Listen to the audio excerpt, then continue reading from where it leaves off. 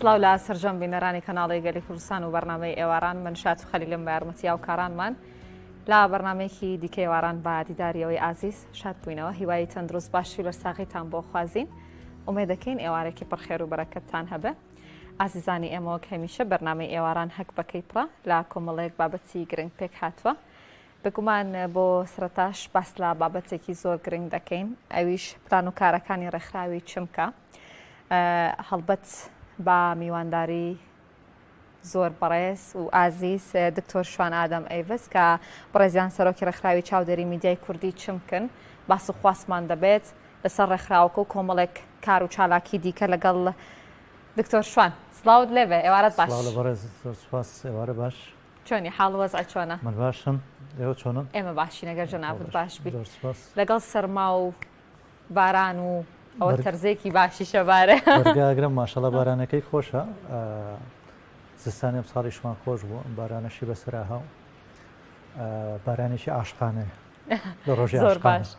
هەر ڕۆژەکەی ڤالانتاینیشە بارانەکەشمان هیچ پێشکەش بە کەس کرەمڕۆ یا پێشکەشیان کردی فریان نەکەوت باشە کاتە قەرز بێ بۆ دوایی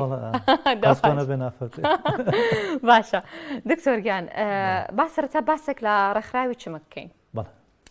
مێژوو ڕێکخراوەکە کارەکانی بەگشتی چمک کورتکراوەی چاودێری میدیای کوردیە کە ڕێکخراوێکی ناحکومی قازانجنەویستی سربەخۆیە کە بەپێی یاسای ژمارەیەکی 2011 فەرمانگەی ڕێکخراوە ناحکومیەکان دامەزراوە لە هەرێمی کوردستان مۆڵەتی هەیە لە ساڵی 2007ەوە بە دەستپێشکەری بەندە و لەگەڵ کۆمەڵێ ئەکادیمی و توێژەری میدیایی و ڕۆژنامەوانە دامان مەزران ئامانجی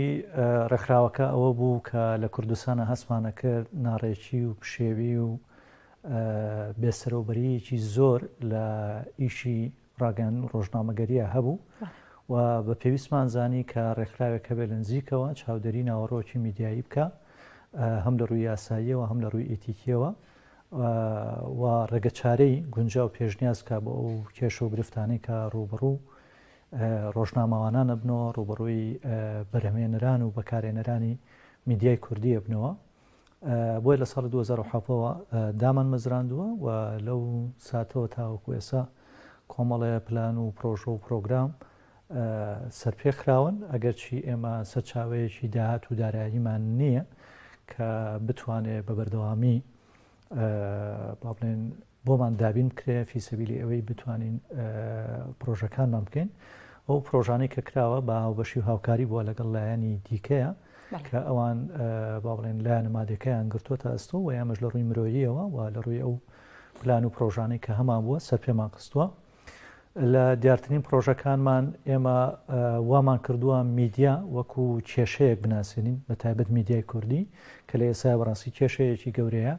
بۆچی وامان لێ کردووە ویستومانە بزانین دەردی میدیای کوردی چییە تاوەکو لە ڕێگەی ئەو کۆڕ و کۆبوونەوە و پانێڵ و سمینار و کۆڕبەندانی کە کردومانە ڕێگەچاری بۆ پێشنیاز بکەین جگە لە دەیان وەکوتم کۆڕی ڕەخنەیی پانێڵ و سمپۆزیەم و دوو کۆڕبەندی گەورەی نیشتیمانی چمک بۆ ریفۆرمی میدیایی لە ساڵی 2021 و 2025 کە بە دوایە کۆمەڵی ڕاستپاردەی گرنگ بۆ دەسەڵاتەکانی یاسادانان ڕاپەڕاندن دادوەری و میدیا و ڕێکخراوەکانی کۆمەڵگەی مەدەنی ئاراستەیان کرا بۆ یەکەم جار گۆڤاری پەروەردەی میدیایی دەرگاوانمان دەرکرد کە توانیمان سێ ژماری لێ دەرکەین بەداخەوە ئەویش بۆ هۆی نەبوونی سەرچاوی داهاتەوە وەستا کە گۆڤارێکی زۆر باش بوو بۆ جیلی تازەی ڕۆژنامەوانان کە ئاگادار بن کاری ڕۆژنامەوانی چییە چۆنەکرێ بە شێوازەکەکرێ لایەنە یاساییەکەی چۆنە لایەنە ئیتیکەکەی چۆنە لە ڕووی پیشەیەوە چۆن نەتوانن بێتن پێشەوە چۆن داغلی ئەم بوارە بن چۆن وەکو زانستێک بخوێنرێ لە نێوەندە ئاکادمیەکانی زانکۆ پەیمانگاکان و بەدەر لەوە ئێمە ماڵپەڕی چمکمان هەیە کە بە هەرسێ زمانی کوردی و ئینگلیزی و عەرەبی بەشێکی زۆری ئەو تێزی ماستەر و دکتۆرایانەی کە دەرەچن لەسەر میدیای کوردی بە هەرسێ زمان ئێمە لەوێ کۆمان کردوونەتەوە و بەشێکی چالاکیەکانی ڕێکخراوەکەی تایە و بەشێکی ئەو کتێبانەی تایە کە لەسەر میدیایە بە هەر سێ زمان لەوێ دامانناوە واتە وەکو مەوسوعەیەک وایە کە هەر کەسێک لە بواری ڕاگەن و ڕۆژنامەگەری ئیش بکایە بخوێنێ بەدڵنایەوە ڕۆژێک لە ڕۆژان پێویستی بە ماڵپەڕی چمەکە بووە بۆی وەکو سەرچاوەیە بەکاری بێنێ هەم لە بواری خوێندنەکەی هەم لە بواری پیشەیە بەدەر لەوانە ئێمە چەند پرۆژە یا پێشنیازە یاسایەکمان بۆ پەرلەمانی کوردستان گەڵاڵە کردووە یەکێ لەوانە پێشنیازە یاسای دامەزراندنی ئەنجومەنی باڵای ڕاگەاندن و ڕۆژنامەگەری یەکێکی تر لەوانە ئیشمان لەسەر کرد چۆن میدیای دیجیتاڵی لەگەڵ میدیای چاپکرا و میدیای پەخشکرا و ڕێک بخرێنەوە لە چوارچێوەی یاسایەکی سەربەخۆیە و کۆمەڵە هەنگاوی دیکەشمان هەبووە لە دیارترینان و نزیکترینیان سێمین کۆڕبەندی نیشتیمانی چمکە کە بەنیازی ئەمساڵ بەردەوام دەبین دووبارە سڵاتان لەبێ عزیزانی ئێمە دکتۆریان ببوورە بەردەوام دەبین لەسەر قسە و باسەکانمان جەنابەت باست لەو دوو کۆڕبەندە کرد کە یەکێکیان ساڵی 2021 یەکێکیشیان ساڵی 2025 اینجا بەنیازم 2026 کۆڕبەندێکی دیکە ئەنجام بدەن حەزەکەم وردەکاری کۆڕبەندەکان باس بکەین ئەگەر کۆنگرەی ڕۆژنامەوانی لێمانگەڕێ بە نیازین سێمین کۆڕبەندی نیشتیمانی چمەک بۆ ڕیفۆرمی میدیایی لە ساڵی 2026 لە شاری لەندەن پایتەختی بریتانیا بیکەین بۆچی لەوێ لەبەرەوەی ئەمانەوێ ئێمە دوو خولی ڕابردووی کۆڕبەندەکە کە لە سلێمانی کردمان لێرە تا ڕادەیەک دەردەکانی میدیای کوردیمان بۆ دەرکەوتووە کە بەشێکیان پەیوەندی هەیە بە ڕەهەندی یاساییەوە ئێمە لە ساڵی 1992 تاوەکو 2026 بەرلەمانی کوردستان وەکو دەسەڵاتی یاسادانان نزیکەی 420 یاسایەکی دەرکردووە لەو 420 یاسایە دەبۆ 12 یاسایان پەیوەندی هەیە بە ڕێخستنی ڕاگەیاندن و ڕۆژنامەگەریەوە بەشێکی زۆری ئەم یاسایانە کەم و کورتیان تایە ئێمە لەو کۆڕبەندانەوە تێگەیشتین کە پێویستمان بە چارەسەری یاسایی هەیە بۆ ڕێخستنی ڕاگەیاندن بۆ نمونە ئێمە یاسایەکی گشتگیرمان نییە بۆ سەرجەم جۆرەکانی ڕاگەیاندن ئەوەی کە هەمانە یاسای ژمارە 35 ڕۆژنامەگەری ساڵی 2007 کە ئەمە تەنها تایبەتە بە چاپکراوەکان هیچ یاسایەکمان نییە بۆ میدیای پەخشکراو هیچ یاسایەکمان نییە بۆ میدیای دیجیتاڵی هیچ یاسایەکمان نییە بۆ پاراستنی مافی ژیانی تایبەتی کەسەکان لە میدیایە هیچ یاسایەکمان نییە بۆ ئەوەی کە پێڵەن سایبەر سکیوریتی ئاسایشی ئەلکترۆنی هیچ یاسایەکمان نییە بۆ پاراستنی دەیتا ئێمە ڕۆژنامە نووسانە زانین ڕۆژانە بەریەکەوتنیان هەیە لەگەڵ سەرچاوەکانی زانیاریە دەیتایەکی زۆر زانیاریی زۆر کۆوەکەنەوە زۆر جار بەکاریێنن بەبێ ئەوەی گوێ بنەوەی ئەم زانیاریە ئەم دایتایە لە ڕووی یاساییەوە ڕەنگە بۆی نەبێ بەکاری بێنێ ڕۆژنامە بوون منە هەندێک زانیاری تایبەت لەسەر جەنابەت کۆوەکاتەوە کە تۆ هاوڵاتیەکی ئاسایی و زانیاریەکانیش تایبەتە بەخۆتەوە هیچ پێویست ناکە لە چەناڵێکی میدیایی ئەم زانیارە تایبەتانی تۆ لە نمونەی ئیمێڵەکەت ژمارە تەلەفۆنەکەت شوێنی نیشتەجێبوون و مانەوەت پەیوەندیەکانت ئاڵوگۆڕی نامەکانت ئەمانە بڵاو بکرێتەوە بەڵام بینیمانە لە میدیای کوردیە مەسەلەن زۆر جار شتی زۆر تایبەت دوێنێ زۆر تایبەت زانیاری زۆر تایبەت بڵاو کراوەتەوە بەڵام لەبەرەوەی یاسایەکمان نەبوو لە کوردستانە بۆ پاراستنی ئەمە زۆر جار تێپەڕیەوە یا بە یاسای دیکە بۆ نمونە لە پێچنەوە لە ڕۆژنامەوانەیە لە دزگایەکی میدیایی کراوە کە ڕەنگە قورس و گران بوو بێ هەم بۆ ڕۆژنامەوانەکە هەم بۆ دەستگا میدیایەکە بەشێکی تری کێشەکانمان ئێمە پەیوەندی هەیە بە ڕەهەندی پیشەیەوە یا ڕەهەندی ئیتیکیەوە بەشێکی زۆری ڕۆژنامەوانان بە مەبەست بێ یا بێمەبەست ئاشنا و ئاگاداری پێوەرەکانی ڕاستا پیشەیەکانی ڕاگەاندن نین نازانن تا ئەکەونە ناو هەڵەیەکەوە ئەنجا دوایی کە بۆیان ڕازەکرێتەوە کە پێیانە وترێ ئەنجا ئاشکایەکەن و بەشێکی دیکەیان پەیوەندی هەیە بە سیستمی سیاسی حکومڕانی هەرێمی کوردستانەوە کە تا ئێستا ئێمە بۆ نمونە سیستمێکی سیاسی ڕوونمان نییە ئایا سیستەمەکەمان ئەویش لەبەرەوەی دەستورمان نییە ئایا سیستمە سیاسیەکەمان پاشایەتیە دیموکراسیە دیکتاتۆریە تێکەڵەیە چ جۆرێکە چونکە دەستنیشانکردنی جۆری سیستەمەکە کاریگەری ئەبێ لەسەر سیستمی میدیاییش میدیاکەمان ئایا میدیایەکی لیبرال بێ وەکەوەی ئەمریکا یا میدیایەکی بۆ نمونە دیکتاتۆری بێ وەکەوەی کە لە سین و لە هەندێک شوێنی تر هەیە یا میدیایەک بێت تێکەڵاو بێ لە بینی لیبرال و لە بینی دیکتاتۆریە ینی ئەمانە هەمووی لە چیە دەستنیشانەکرێت لە دەستورە ئەکرێ کە ئێمە دەستورمان نییە کە وەژێکێکی تر لە گرفتەکان بۆ میدیای کوردی دروست بوو بەشێکی دیکە ڕەبتی هەیە بە کارکتەری دەستگا میدیاکەوە بەوەی کە ڕوون نییە کوێ خاوەنددارێتی میدیاکانەکە سەرچاوی داهات و داراییان لەکوێیە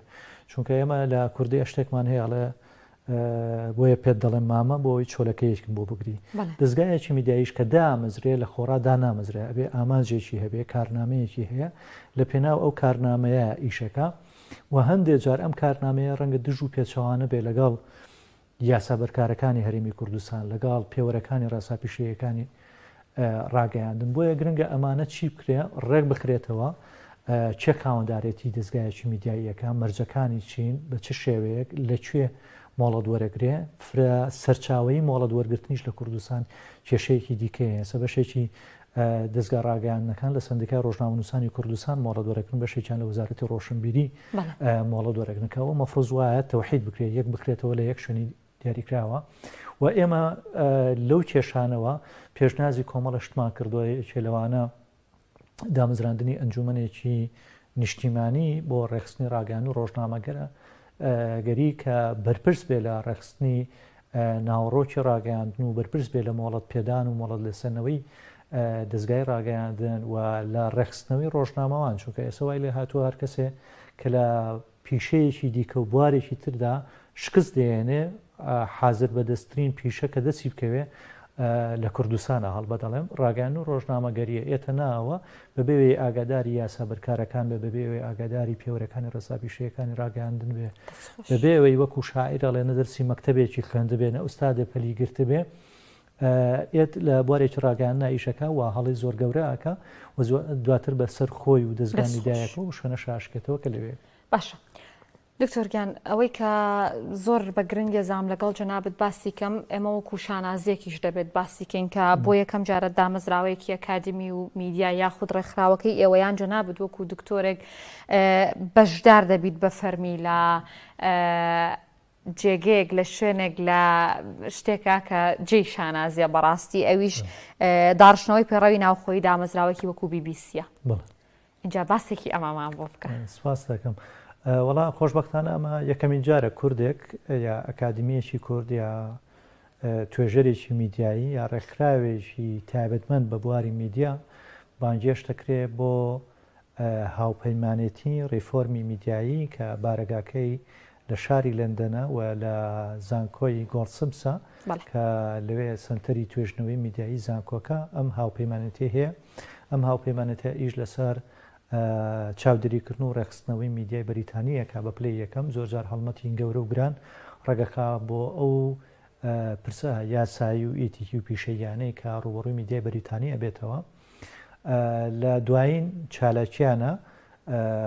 با بڵێن کاغەزێکی بەدیلیا پرۆژەیەکی بەدیلیان بەنیازن ئامادەکەن بۆ ئەوەی چۆن ڕیفۆرم لە میدیای بەریتانی بە تایبەت لە BBC بکرێت چونکە BBC خۆ دەزانی میدیایەکی نیشتیمانی بەریتانیایە و براندێکی گەورەی جیهانیە ئێستا کێشەیەکی گەورەیان بۆ دروست بووە لەوەی کە دەستێوەردانی بازرگانەکان و سیاسەکان لە ناوڕۆکی ئیشکردنی BBC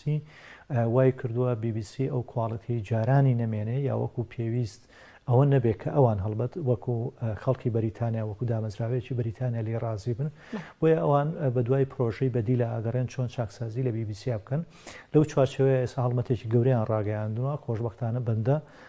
بانگێش کراوە بۆ ئەوی بە پرۆژەیەک بەشداری بکەم لە ڕێخستنەوە یا لە چاکسازیکردن لە دامەزراوی پەخشی بەریتانیا کە بە BBC ناسراوە ئەم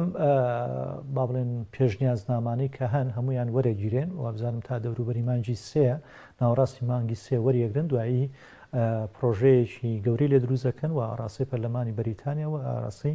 حکوومەتی بەریتانیەکەن بۆ ئەوەی سەر لە نوێ چاکسازی لە پەیکەربەندی BBC لە ڕووی دامەزراندنی سەرۆک و جێگر و بۆردی BBC و شێوازی با بڵێن ڕووماڵکردنی ڕووداوەکان و ناوڕۆکی میدیایی بکە دەست خۆش دکتۆرگیان ئەوەی کە بە گرنگی دەزانم لەگەڵ جەنابەت باسی کەم ینی دەمێت زۆرترین پرسیارەکانم ئاراستی تۆ بکەم چونکە بە هەلی دەزانم جەنابەت لێرەی تۆ زۆر باست لە ئیتیک و ئەرکی میدیا کرد بەگشتی، بەڵام من زۆر دوور نەڕۆم لە ماوەکانی ڕابردوو ئێمە تووشی ئەتوانین بڵین گرفتێکی نزیک یاخود وەکو جەنگ هاتین لە ئەم ماوەی ئەم یەک دوو مانگەدا. کەواتە ئەرکی میدیا لەم بارودۆخانەدا چی دەبێت کە ڕاستە زۆربەی میدیاکانمان ڕنگ بێ سەر بە لایەنێک سەر بە حیزبێک بێت کەم تا زۆربەی بەم جۆرە دەبێت، بەڵام ئایا دەکرێت ئێمە لەو کاتانەیە وەکو میدیاکار و وەکو میدیاش بێلایەنانە ڕەفتار بکەین و ئەوەی کە ڕوبەڕوومان دەبێتەوە بیخێنە سەر شانی هەر هەمومان وەکو میدیاکاران و میدیا. ڕاست بەدڵنیاییەوە ئێستا میدیا بووەتە بەشێک لە ژیانی ڕۆژانەی هەریەکەمان. ئێمە ڕۆژانە ڕۆژێک تێناپەڕێ لە ژیانمانە کە بەردیەکەوتنمان لەگەڵ جۆرێک لە پەیامی میدیایان نەبێ، ئیترایە لە ڕێگەی مۆبایلەکەمانەوە بێ، لە ڕێی تەلەڤیزۆنەوە، ڕادیۆ یا ڕۆژنامە یا چاپکراوەکان یا تۆڕە کۆمەڵایەتەکانەوە بێ. بۆیە میدیا ئێستا وەکۆڵێ هاتوتە نێو هەموو کون و قوشبوونەکانی ژیانی هەریەکێکمانەوە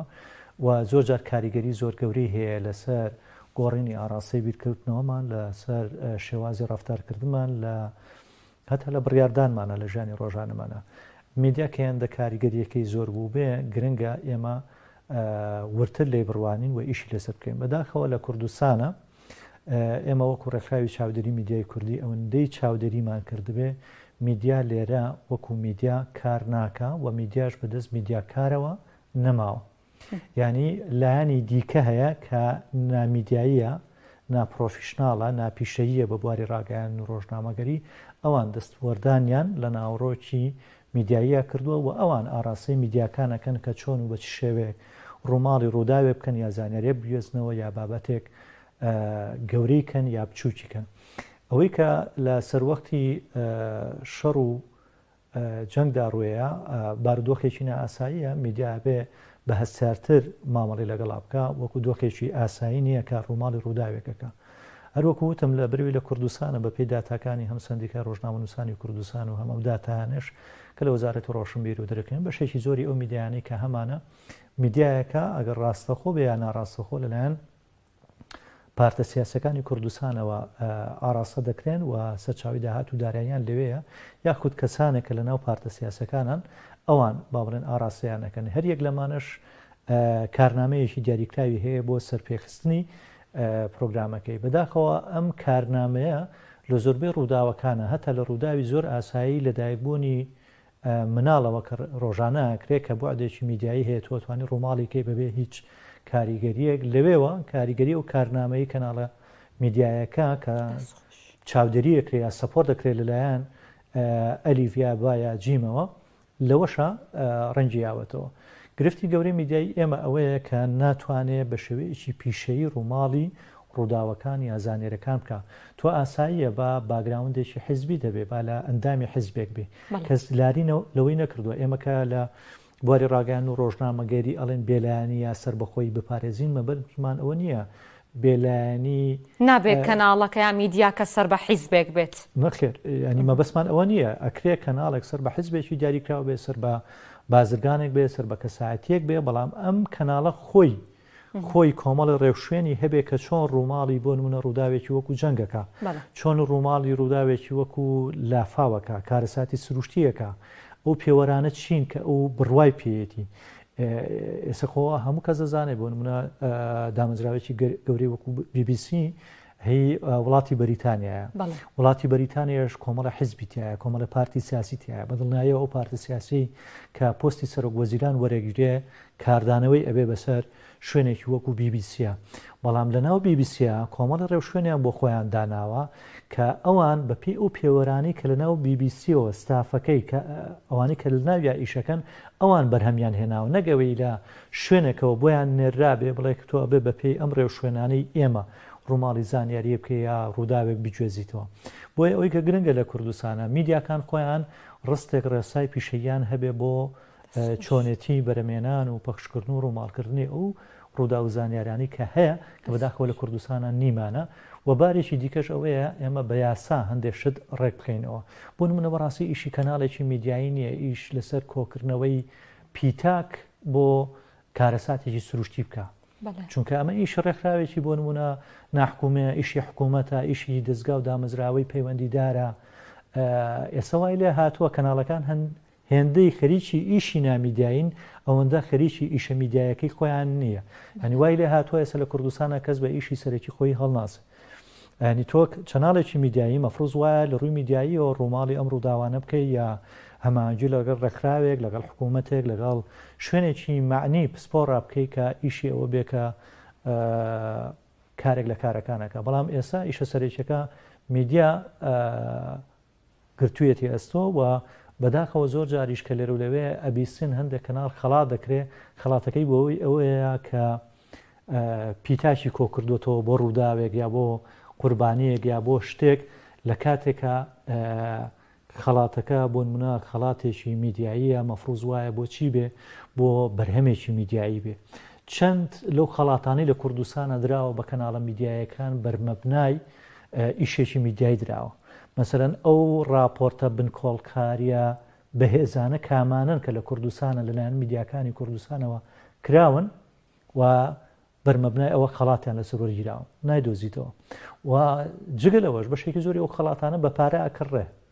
ینی من ئەتوانم ئەم کەناڵی ئێوە سبێنێ خەڵاتێکتان بۆ بکڕم لە دامەزراوەیەک بەڵام پارەیەکی باشەیەم بەڵێم بەرنمەکەی شاتوخان یەکەمین بەرنمەیە کە باسی بۆ نمونە ڕێکخراوی چاودێری میدیای کوردیەکە لەسەر ئەم ئەساسە بۆ دۆرەکەم کە بەڕاستی ئەمانە هەندێک جار خۆخەڵەتانە هەندێک جار بەلاڕێدابردننی وەرگرە لەوەی کە تەرکیزی لەسەر ڕووداوە ناوخۆیەکان نەمێنێ بیگوێزێتەوە بۆ شوێنێکی دیکە لە کاتێکە ناتوانێت بۆ نمونە لەسەر ڕووداوێکی ناوخۆیی زانیاری وردو ئەومان باتێ ئێ بە شتێکی ترەوە مەشغوڵمانن باشە دکتۆر شوان با بابەتی ژیری دەستکردی ئای لە بیر نەکەین ئێستا هاتوتە ئێستا هاتوتە هەموو کایەکانەوە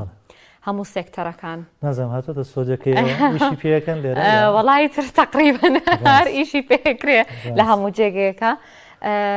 بابزانین ڕۆڵی لە میدیا چی دەبێت کاریگەرەکانی ڕۆڵێکی گەورە و گرنگی هەیە خۆشببختانە ژێری دەستکردیەکە لەو تۆرانەی کە لە سێمین کۆربەندی نیشتیمانی چمک بۆ ریفۆرمی میدیایی کە لە لەندەن ئەمساڵ ڕێگەکرێ ئیشی لەسەرکراوە من هەر ویستم لەگەڵ پرسیارەکەی جەناب تا تۆزە ڕکلامیش بۆ کۆربەندەکەی خۆمان بکەن کە خۆشببختانە تا ئێستا نزیکەی 25 پوختەی توێژینەوەمان بۆ هاتووە و 25 سێ دوای نوادەیە بۆ یعنی هیچ ریش دەتوانێت بێت دەرگامان داخستووە چونکە لە 15 دەرگامان داخست بۆ هاتنی توێژینەوە ئێستا توێژەرەکان خەریکی تاواکردنی توێژنەوەکانیان 25 سێ دوای نوادەیە و دوایەوە کە گەڕایەوە ئێمە کاتوساتی ئەنجامدانی کۆربەندەکە ڕاگەیانی یەکێ لەو تەوەرانی کە هەیە ژێری دەستکردە ژێری دەستکرد ئێستا چۆتە نێو هەموو کونوکە لە برێکی ژیانی ڕۆژانەمانەوە هەر وەکتو ئاماژەت پێدا میدیا یەکێکە لەو بوارانەی کە زۆر بە خەست و خۆڵی هاتوۆتە ناوەوە ئیشی لەسەرەکە هەم لە بەرهەمێنانە هەم لە ژوورەکانی هەواڵە هەم لە پرۆسەی مۆنتاژکردن و بەرهەمێنانە هەم لە پەخشکردنە ژیری دەستکرد ڕۆڵ و کاریگەریشی گەوری هەیە یەکێ لە وڵاتانی کە زۆر بە چڕوپڕی ئیشی لەسەرەکە وڵاتی سینە کە پلانیان داناوە تا 2035 بەشێکی زۆری بێژەرەکان بنێرنەوە بۆ ماڵەوە بەشێکی زۆری کامێرامانەکان بنێرنەوە بۆ ماڵەوە بەشێکی زۆری مۆنتێرەکان بنێرنەوە بۆ ماڵەوە بۆ هەموو ئەمانە ئێستا بە ڕۆبۆتیک ئەنجامەدرێ و لە کوردستانیش ئاگادارم هەندێک چەناڵ کە وەزعی مادیان باشە بەشێک لە ستۆدیۆکانیان کردوانە بۆ ڕۆبۆتانە کە کامێرا هاتوۆتە ناو با بڵێن شێوازی بەرهەمێنانی پەیامەکانیانەوە یا لە ئیشی مۆنتاژە ئیشیان لەسەر کردووە بەکارهێنانی ژیری دەستکرد ئەبێ ئێمە وەکۆڵێ بەو پەڕی ڕاشکاوی و بەڕوونی بانگەشەی بۆ بکەین و بەکاریشی بێنین بەڵام چۆنەتی بەکارهێنانەکەی ئاستی بەکارهێنانەکەی ئەوانە بێ لە چوارچێوەیەکە ڕێک بخرێ چونکە ژیری دەستکرد پەیوەستە بە ئەلگۆریت ئەو خواریزمیەکانەوە ئەلگۆریزمەکانەوە هەموو ئەمانە ئەبێ لە ئینتەرنێتە هەبن ئەگەر لە ئینتەرنێتان نەبنیات و داغڵی ئینتەرنێتی نەکەی ئەو ناتوانێت باشە دکتۆر ئەگەر من وەکو میدیاکارێک ژیری دەستکرد بەکاربێنم لە ئیشەکانمە مانای کەمی من و توانای منە یان نەخێ بە هیچ جۆرێ تۆ کاتێکە مۆبایل بەکارێنی مانای کەمی تۆیە تۆ کاتێکە سیارە بەکارێنی مانای کەمی تۆیە تۆ کاتێکە چوزانم ئامرازێکی میکیاجکردن بەکارێنی مانای کەمی تۆیان نەکرد هەموو ئەمانە هاوکاری تۆن لەوەی کە ئیشەکەت ڕێکخراوتر جوانتر ورتر بێ ژیری دەستکردیش باماش دەست و چاو خۆش بێ دکتۆریان زۆر بە خێراتی ماندوو نەبیت سپاس بۆ بەڕێسێ دکتۆر شوان ئادەم سەرۆکی ڕێکخراوی چاودێری میدیای کوردی چمک دووبارە بە خێراتی.